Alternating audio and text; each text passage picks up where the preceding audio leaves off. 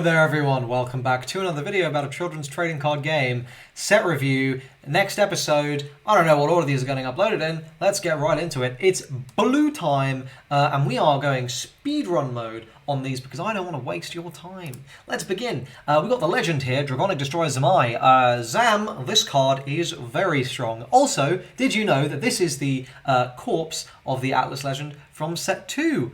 Isn't that cool? Find out more about that in the lore video whenever that gets put up. I swear, guys, it's coming. I swear. I hope it's come out before this video because I've genuinely had messages about it. I swear it's coming. The lore's kind of cool. Anyway, I said I wouldn't waste your time. I'm not going to waste your time. Look, guys, an 8 HP Sentinel Summoner that basically does a slightly shit zap on entry, always kind of poggers. Wizard can play this even without having the counters in drop zone, which can make it hella annoying. Yeah, card's good. I feel like that's pretty much all you need to say. Alice in Wonderland, 4 of an Alice, 0 of an everything else. Next, Queen of Hearts, again, an absolutely very powerful card in Alice. Actually, really good. The hardest part about Alice is just figuring out how the hell you're going to fit everything in. Yeah, card's good, 5/5/3. You get to sub it out to instantly be doing more damage. You can potentially Sentinel Summon a 5 HP unit to the center with all the Alice effects. I have talked about Alice enough already, so yes, this card is very strong.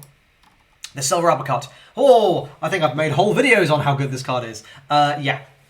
Look, if you can play this card, if the gear up functions in your deck, if you have 3 strike, so basically if you're not playing Wizard, yes, you are playing this at 4 copies. Next, no, yeah, I can't really think of anything, like maybe Berserker, but yeah, this card's very good. Johan, Drawn to the Abyss, again, continuing this theme of if you're playing X deck, it goes in at 4 copies.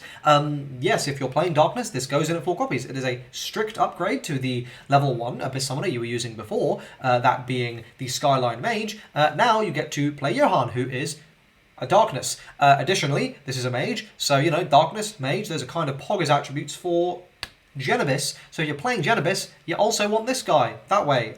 It's weird looking at the... Anyway, yeah, this card's very strong. Next, we've got Voidstorm. Here we go, our first card with some actual nitty-gritty to get into. I say nitty-gritty, not that much nitty, not that much gritty, because everyone and their mum is already full on the other staples in this set, and Voidstorm doesn't necessarily make the card. What does this card do? Look, DR2 to look at your opponent's hand and fucking discard something?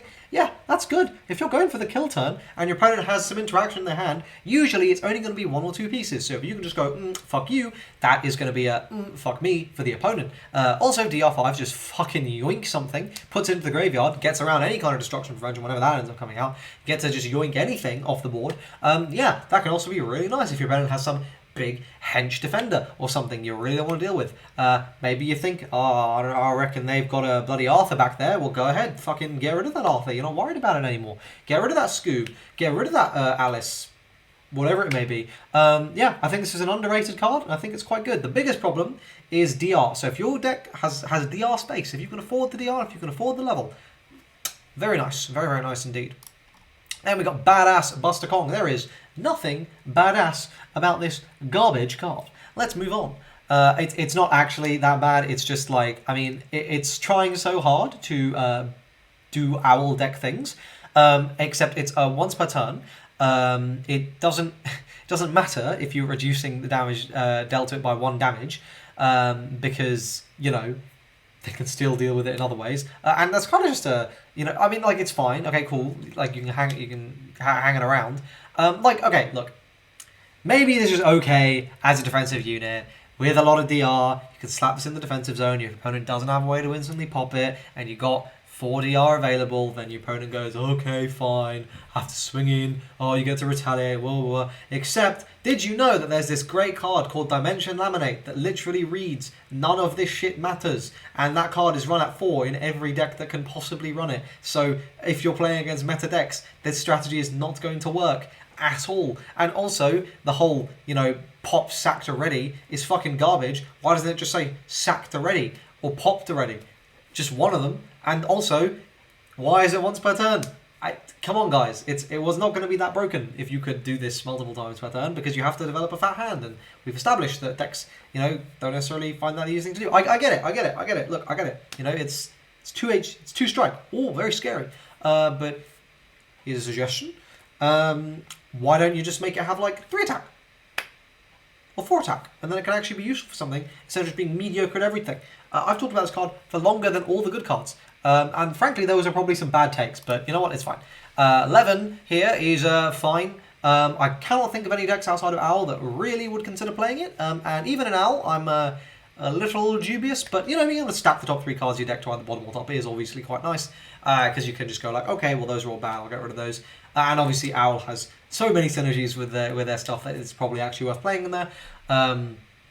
I will be excited for how Owl is going to be getting that set 5 support though, because good lord, they got nothing in set 4, despite being a pretty formidable deck in set 3.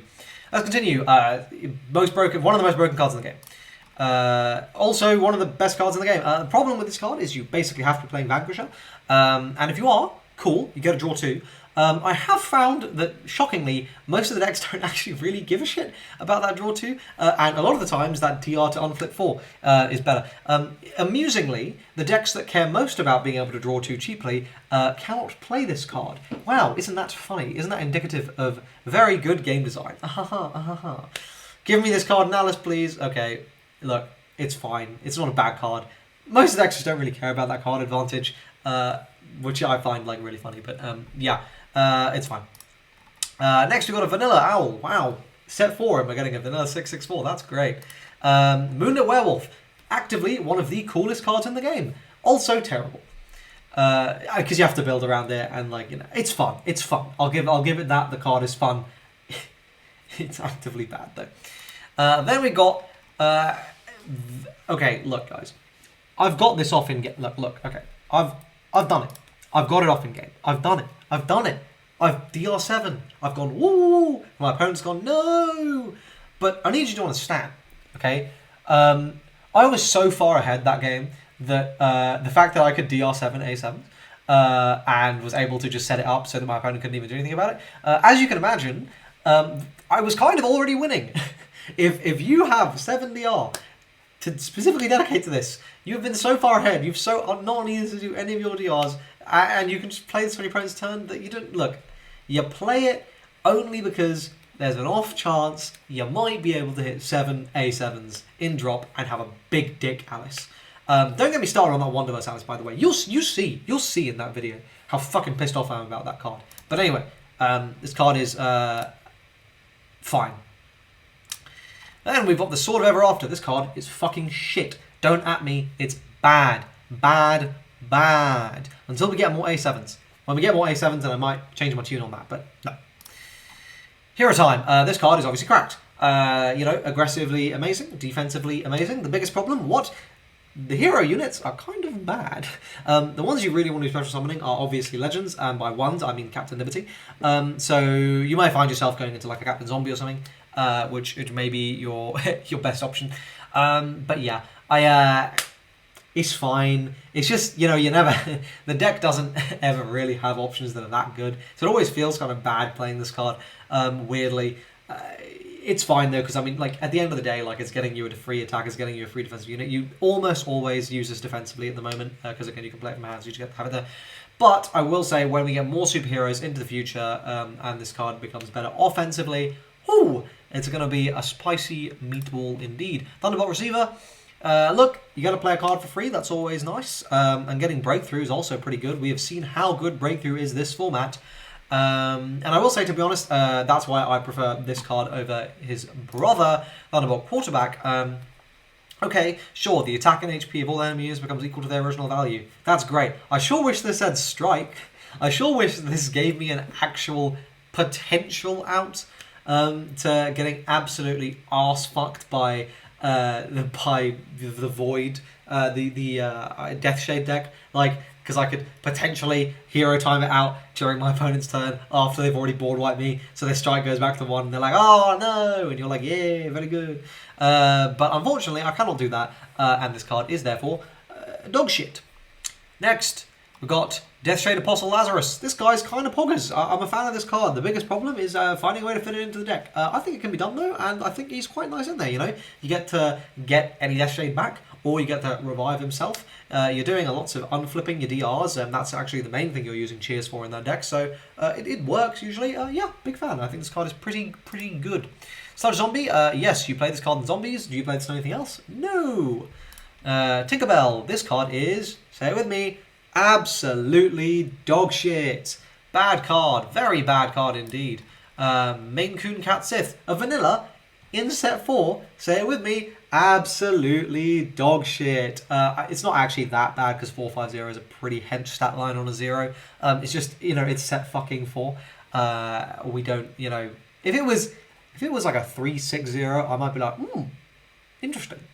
But nah. Then we've got a 251. Say it with me. Absolute dog shit. It's way too late, boys. It's way too late to be giving us these kind of vanillas. These should have come in set 2.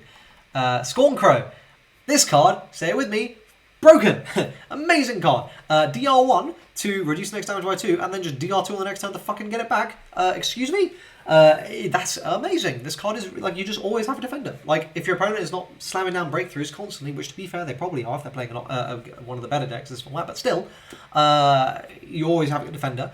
And more importantly, DR1 to reduce something by 2 is just the best version of that skill in the game.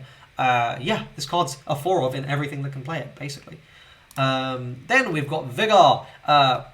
It's really funny that one of the 2 new decks that really got. I have fucked that so badly. Basically, what I'm trying to say is Regan Leaf wanted this and didn't get it. Superheroes doesn't give a shit about it and got it.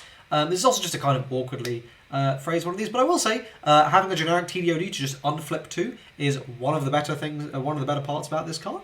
And that's probably going to be potentially at least relevant going into set 5. But at the moment, it's not even as fine. Like, it's fine. The untap actually doesn't really come up that often, so you know, it's whatever.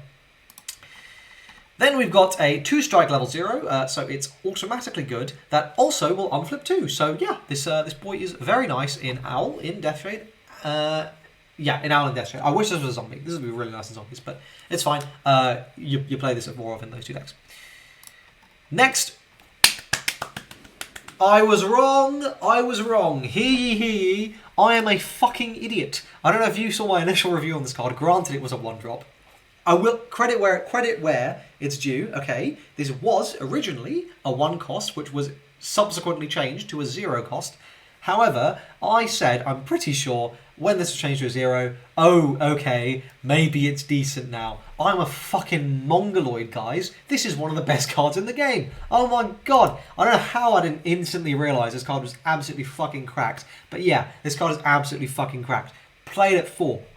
Please. And finally, the best part about this card is the fact that it's an A7. The worst part about this card is the fact that I don't fucking have one yet.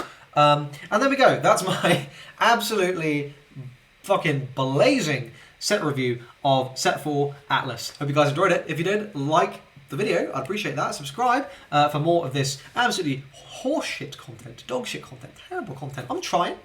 I'm making some effort. Let me know your thoughts in the comment section down below. Join my Discord server. And I will see you guys in the next video. God, I cannot wait to play more set 4. This set is actually really, really fun. See you guys in the next one. Cheers.